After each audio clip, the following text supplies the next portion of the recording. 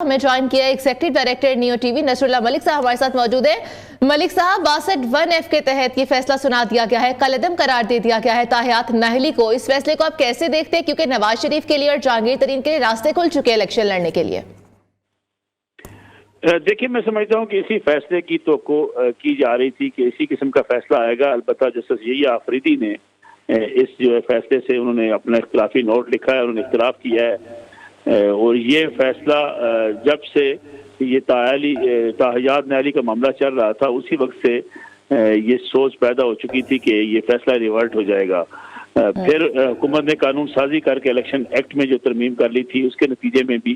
ताहियात नाहली को ख़त्म करते हुए 5 साल की मुद्दत का जो है वो कानून साजी कर ली गई थी।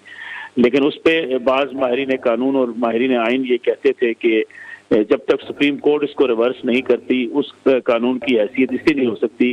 कि उसके लिए आइन में बुनियादी तरमीम होना ज़रूरी है और उसकी 2/3 अक्सरियत ही जो है वो आइन की तरमीम उसमें कर सकती है। तो आइनी तरमीम के बाद हुकूमत का जो फैसला था उसकी कोई हैसियत नहीं है, इसलिए सुप्रीम कोर्ट की तरफ देखा जा रहा था कि अगर सुप्रीम कोर्ट इस फैसले को रिवर्ट करती है तो फिर उसका फायदा जो है वो सियासतदान, जिसमें मियां नवाज शरीफ भी हैं, जहांगीर खान तरीन है, वो इससे मुस्तफीद हो सकेंगे और 2024 के इंतखाबात में हिस्सा ले सकेंगे। अब